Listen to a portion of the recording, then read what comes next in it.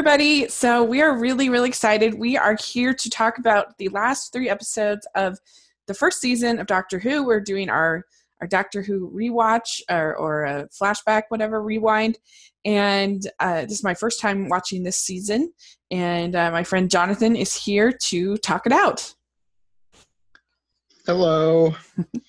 Yeah, and so these 3 episodes, they're the ending of the season, the ending of this Doctor. And did you feel like altogether it sort of concluded in a satisfying way? For the most part, yeah. I really liked these episodes, and I especially liked the finale. It's still one of my favorite finales. Mm-hmm. I love the characters, and I love the Ninth Doctor, and I loved him in these last few episodes. I thought he was really great. Yeah. I still wish he would be on the show longer. Yeah, I want him back. Yeah, it would have been nice to get a couple more seasons with him. It's a bit of a shame. But the first episode that we're going to talk about is called Boomtown. And in this, you have the Doctor, Rose, and Jack, which I really like this dynamic with Jack. I wish that had almost been the whole season. I really like him, and I think it's really fun having the 3 of them together. Mm-hmm. What do you think of Jack? Yeah, I like him as a character too. And I do wish he would have been in the show a little longer. He will be back. He will. And okay. Yeah, he was. Yeah, he and the Ninth Doctor I liked them together. They were a good pairing, and Rose, of course. Yeah. It would have been nice for them to have a few more episodes, but I'm glad we got what we did, and I am glad that he'll be back. And there's talk, like, this is completely speculation, of course. People think that he'll be back later on, like for future episodes that haven't been made yet. And because he has said that he would like to come back and play the character again, John Barrowman. So he's really charismatic. He's really fun. So I'd love that. I would really like to see that. And it's just fun to have more dynamics than just the Doctor and Rose, I thought. And is Rose the companion? Sorry. I think it would also be fun, maybe funny, to see what his reaction to a female Doctor would be. That's true. That would be fun. That's very true. It would be funny. I'd like to watch that. Agreed. Yeah, definitely. So is Rose the companion next season, or is there a new companion in season 2? Rose is back next season. Okay. Yes. Okay. All right. Wasn't sure. So they end up in Cardiff, which I guess is like a city or something like that in England, right? In Wales. Wales. That's right, Wales. And they find out that our favorite characters, the Slitheen, is there impersonating Margaret Blaine, which was sort of the kind of mousy looking blonde-haired woman of the Slitheen characters. And she has this whole like very convoluted plan that she's going to create this nuclear plant that is going to open up a rift in the earth. That I just didn't really, I appreciated that was toned way down for this episode. It was basically only at the very beginning, and then you don't really hear anything more of that. I really liked the way that Margaret and the Doctor played off each other. Mm-hmm. I really liked their dynamic, and I really liked how they were written, especially when she has basically been captured and she wants to go out to dinner, and she's trying to think of different ways to convince him not to take her back to her home planet. Just the nuances to her dialogue and the Doctor's are just so great. One of my favorite lines was from the Doctor that because the Slitheen have killed people, Margaret was a real person until she was killed by the Slitheen blonde Felfosh Pathmer Day Celine. Like I said, I had that memorized. Because she was a real person that had been killed, he pointed that out, that she was begging for mercy from a dead woman's lips. And I thought that line was so great. That just gets me every time. That's just brilliant writing to me. I loved this episode. Oh, you did? And I loved all three of these. And this one, I would say, is probably the weakest of the final three, but I still really liked this episode. Yeah, I don't know. This one, I just kind of, it was forgettable for me. I didn't hate it, but it wasn't my favorite. I don't know. I'm just not a big fan of these particular aliens, I guess. But it was toned down. You're right. And there was some interesting stuff. And I liked the dynamic between Jack and Rose and the doctor and all of that. And they did a really interesting thing at the end. It was very weird. So she like looks into the heart of the TARDIS, like, and like its essence or whatever. I was a little confused by that. Like she ends up getting like regressing back into an egg. What was that? It's kind of, I think it's basically a Deus Ex Machina. It's not something that happens a whole lot other than the last few episodes of this season. Basically, the TARDIS granted her a wish, I guess. I don't know. I didn't know the TARDIS could do stuff like that. It can't always. That's why I said it's basically basically just, the TARDIS technically is alive. It can think. It has a mind, but it doesn't generally communicate like that, and it doesn't generally grant people wishes like it did for Margaret. Yeah, turn her back into an egg. I mean, I kind of did like it, but it doesn't make a whole lot of sense. It's one of those things I forgive. You just kind of gotta go with it, I guess. Fair enough. I don't know. It was just very like, what is happening? But yeah, I can see why that would be a reaction to a lot of stuff in this episode. Yeah. And so it was fun, but yeah, I'd probably give this one like a, I don't know, like a 6.5 out of 10. I'd probably give it an 8.5. Okay. So let's talk about these next two are basically like a two-parter, even though these, they all kind of feed into each other, like you were saying. So this next one's called Bad Wolf. And these are all written by Russell T. Davies, like you said. And in this one, the Doctor, Rose, and Jack wake up in like reality TV and game shows, which was really funny because I don't know, it was interesting to see these reality shows, the game shows from 2005. And as somebody who really loves, I mean, I love Survivor. I don't really like Big Brother as much, but it was just sort of fun.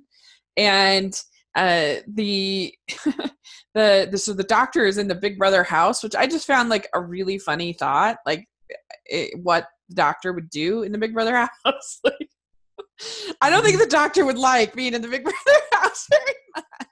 No, I loved how they opened these episodes, sticking all three of them into a different game show. Yeah, it was very creative. No clue as to what was going on. Yeah, and I loved it even more when I realized that they were all real shows. Yeah, because I don't think I really got that the first time I watched it. Yeah. I recognized The Weakest Link because The Weakest Link had been brought to America. Yeah, but I think it took me a watch or two to realize that Big Brother was the same show. Because you don't watch the American Big Brother, I did like for a minute, like a decade ago, but it was really different than this. And I think this is based more on the British version with a lot more, I don't know, techno-y music and brighter colors. So I don't think it clicked the first time I watched it that it was a real show. And I totally didn't recognize the one that Jack was on, which was apparently What Not to Wear, which is a title I've heard, but I've never seen before. It's like a makeover show. But I really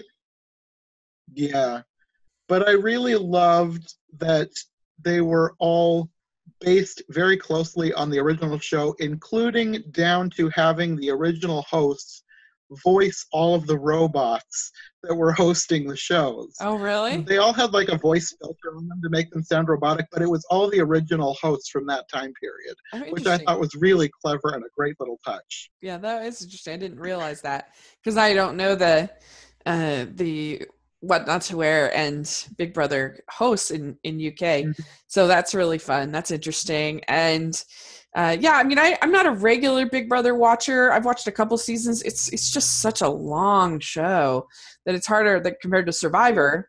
It's harder for it to keep my interest because Big Brother, it's 3 episodes a week for like 3.5 months. It's a long time. Yeah, And yeah. I'm kind of the same way. I'm just not into a lot of reality television.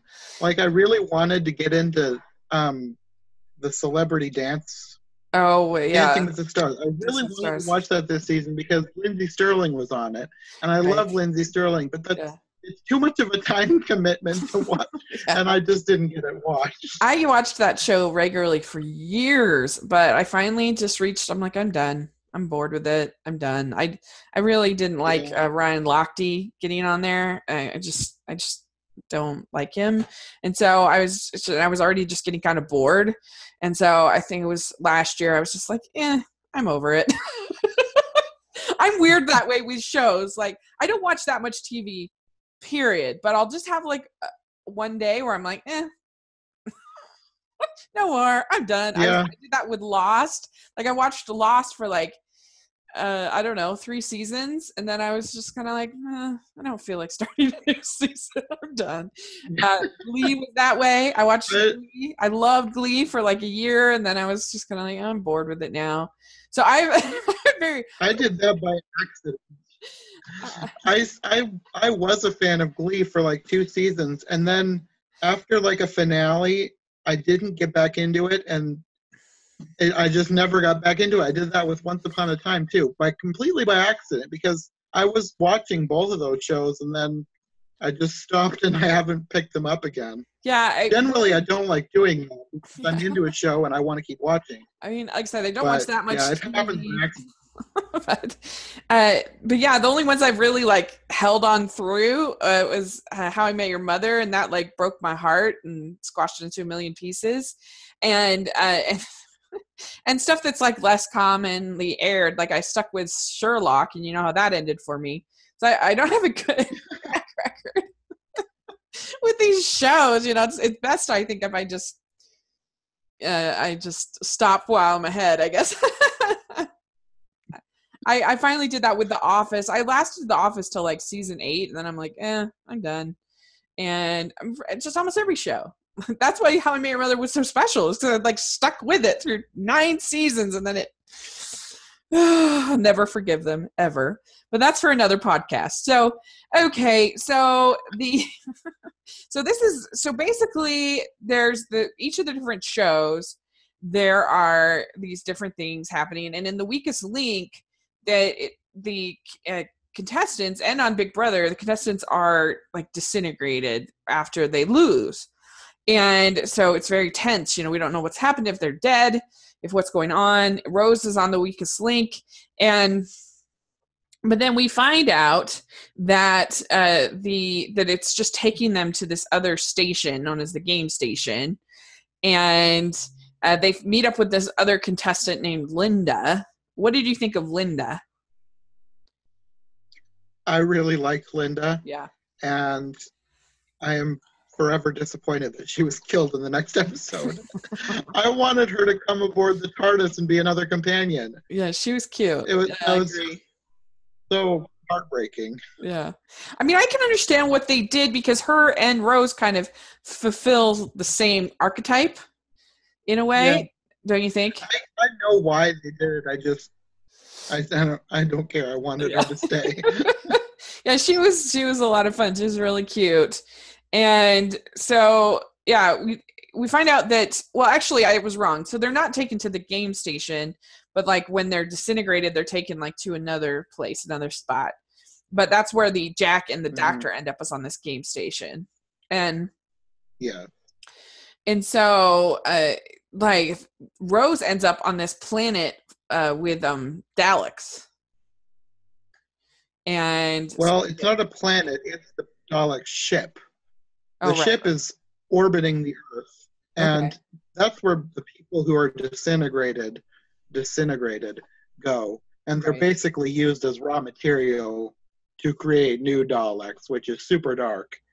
Right. But yeah, that's why the people are being used in the game shows is basically Dalek fuel and material. Yeah, it's just kind of an elaborate scheme for getting more material. At the beginning of this one, they had some clips from the episode with the oh gosh, what's it called? The one with Simon Pegg. The long game. Yeah, how Yeah, did the that long relate? game. I was confused.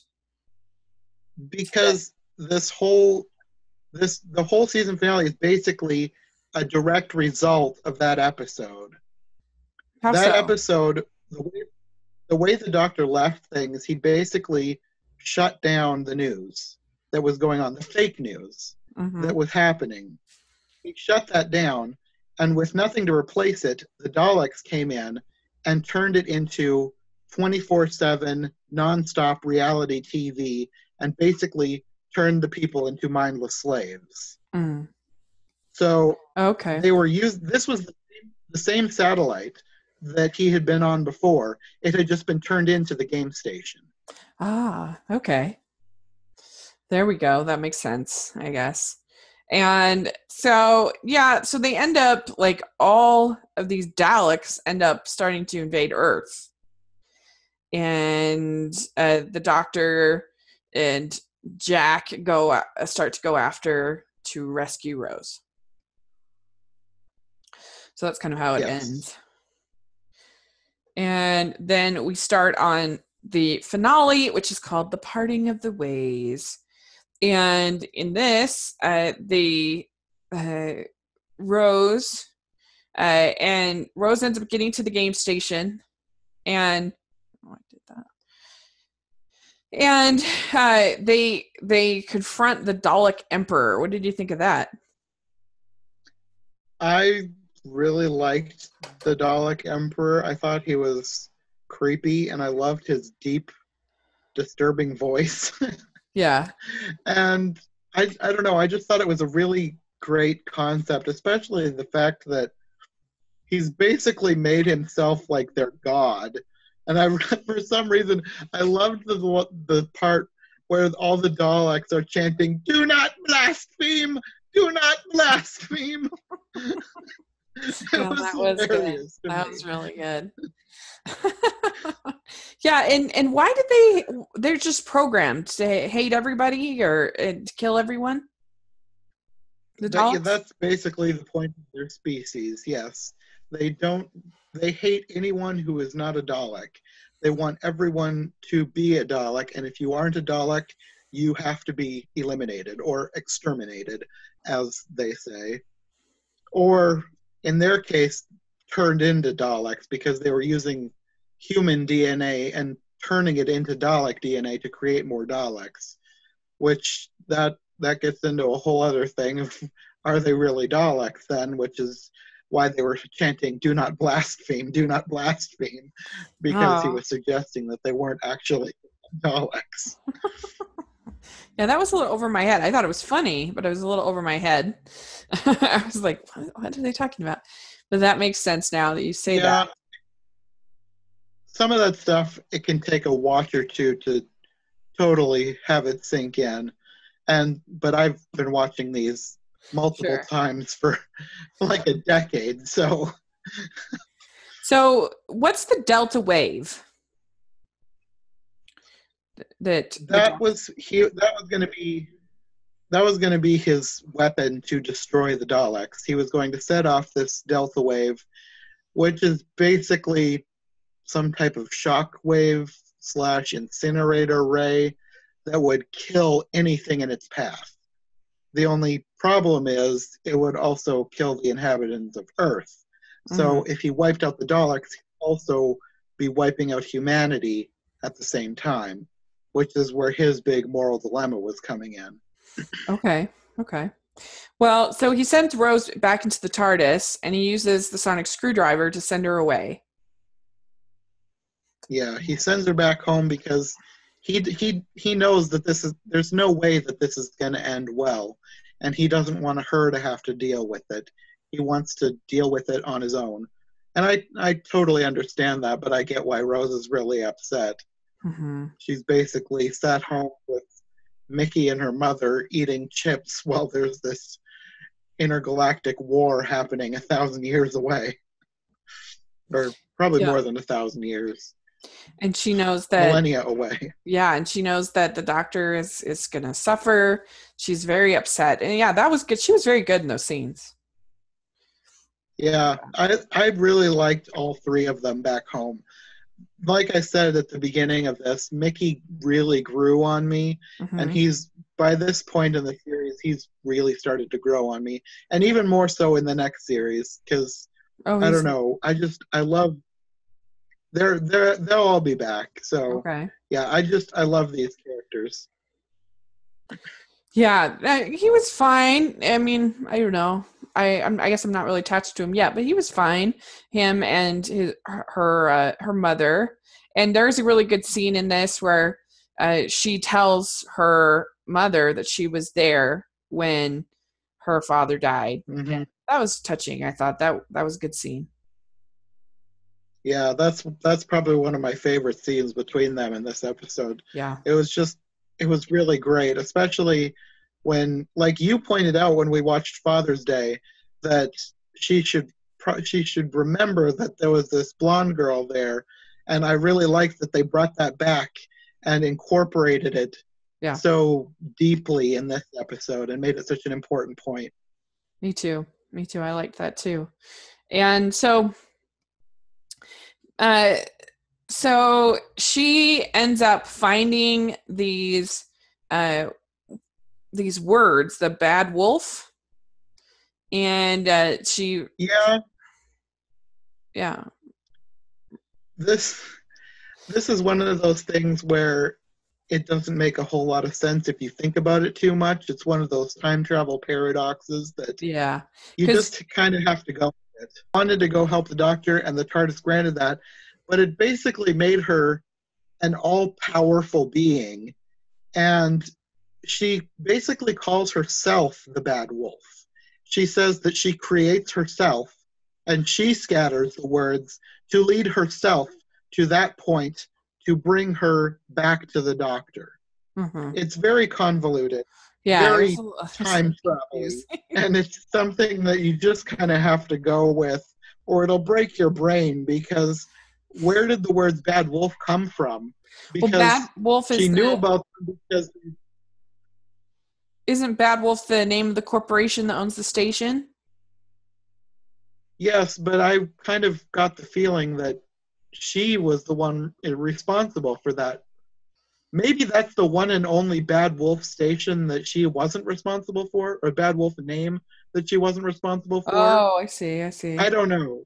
It's Yeah. one of those things where you have to either not think about it at all or just move on because it's it doesn't Yeah. make a whole lot of sense. Yeah. I think they call it a bootstrap paradox, and that's actually something that's brought up in future episodes of Doctor Who.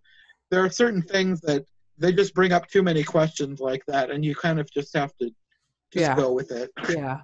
That makes sense. Yeah, that's just time travel. You have those questions, and it just Yeah. by necessity has problems. But yeah, but basically, uh, she's able to go back. She's able to open the TARDIS, and she is able to return to the Doctor, and she's able to kill all these. She's kind of the superhero at this ending. She resurrects Jack. She's basically she's basically some kind of a deity at this point. She has halfway to godlike powers because she instantaneously vaporizes every Dalek all around them and resurrects Jack. And I don't think she even realizes what she's doing. She seems kind of unaware of her own powers. I don't think she has any idea that Jack is still alive. I don't think she even knew that he died. I don't know. She just seemed like she was overtaken by the TARDIS and became something else. I don't know. I'm not sure how aware she was of anything that was going on. So there's this kiss between the Doctor and Rose. What did you think of that? He was removing the TARDIS, or the essence of the TARDIS, from Rose. He was taking it upon himself, because if it stayed in her and she kept these massive powers, it would basically kill her. So he was taking those from her, and that is what causes his regeneration. He took that upon himself, and it killed his body, forcing him to regenerate. Okay. A little bit romantic, don't you think? Or just totally not? It was supposed to be, yes. It was, people wanted them to be together, and that was their solution. Have them have one kiss before he died. Yeah. So he regenerates. Is he in? Did they do a Christmas special in between 1 and 2? Or is that something later? They do. Okay. Nope. That's the next episode is the Christmas special. Is he in that one? Eccleston, he's in it? Yes. Okay. No, Eccleston is not in it. Is not in it. It's David Tennant. It's okay. David Tennant's first full episode. Okay. So what did you think of this regeneration? How it was handled? I liked it. It was, since it's the first regeneration that I can really remember, because I watched the old series somewhat. I only have vague memories of one regeneration, and it wasn't anything like this. I really like how they handle regenerations in the new series. In the old series, I haven't seen too many, but it seems like they're all completely different. Like, different things happen, but I really like the effects that they use now, especially like the golden color, that it just became kind of a standard thing. Yeah. And I really like how they do it. And I really like the transitionary effect of the face and the body as it changes. Yeah, definitely. Yeah, it was good. It was moving. I liked it. And so, I don't know, this was just a really fun set of episodes. I really thought it was well done. It was, I liked the games aspect to it. I liked the humor. I liked the little bit of romance thrown in there. I liked Jack. I liked Rose. It just all worked. I thought it was really good. Yeah. These are some of my favorite episodes. I really like them. Yeah. So, I mean, I'd give this one, these set of episodes, I'd give it like a, I mean, I don't love it quite as much as the Christmas Carol one. That was just like so great. But I don't know. I'd give it like a 9 out of 10. It was really high for me. I think I'd do a 9.5 out of 10. Yeah. It's very close to perfection. Right. Cool. All right. Well, great. Well, this has been really fun talking about the season with you. And so I'm excited to do season 2 to dive into that. We're going to take a little break over the December, and then we'll start up. And maybe that last week of December, we can talk about the Christmas special. That might be fun. But we're going to take a little bit of a break. There's going to be the Christmas special for this year. Yeah, that's true. So I don't know if you'll probably want to do that one. Because we'll be covering a season, because the new season starts in January, right? No, I don't think so. You sure? It starts next year sometime, but I don't think they've put up a date yet. Oh. They usually announce the date at the end of the Christmas special. Right. So we should know on Christmas when it's going to start. Oh, for some reason I was thinking it was January, but anyway, we'll probably be having maybe 2 at a certain point. We'll be having 2 Doctor Who podcasts a week, because we'll want to be doing the old and the new. So that will be crazy, but we'll see how things go. Yeah. So, all right. Well, where can people find you? You can find me on Twitter and most social media at John J. North, and of course my YouTube channel. I'm starting a new series for December. I'm doing a Christmas Carol countdown, Yeah. counting down to Christmas, talking about different Christmas Carol versions. And Rachel's going to be my guest for a week on that show. I think we're going to have a podcast on her channel too. It's going to be So if super you're fun. interested in a Christmas Carol, you can come check that out. Yeah, definitely check that out. I love Christmas Carol so much, and there's very few versions that I dislike. I like them all, and so that's gonna be real fun for you to do. It's kind of like similar to say you gave 30 students the same writing prompt, like write about an alien. Yeah. You give them the same writing prompt, and then you see, oh my gosh, they all came up with such different stories, and that's kind of how I feel with Christmas Carol. It's like you give these different people. And, some of them using animation, some of them using Muppets, some of them using, really traditional, and just to see all these different takes is fascinating to me. So you'll enjoy that. I had never thought about it like that before, but that really explains why I have such a fascination with all the different versions of Alice in Wonderland or all the different versions of the Christmas Carol. I just love seeing how different artists put their own spin on things. Yeah. It's just so interesting to me. Me too. I really enjoy that too. It's just, and yet rarely, like I said, there's a couple I don't like, but rarely do they get so off course that it doesn't work for me. I don't know. It's just interesting. So cool. That'll be fun. And you can find me at Smiling LDS Girl on social media and at Rachel's Reviews on iTunes and YouTube. So just check that out. I'd love to hear your feedback and your comments. And thanks so much. We'll talk to you all soon. See you later.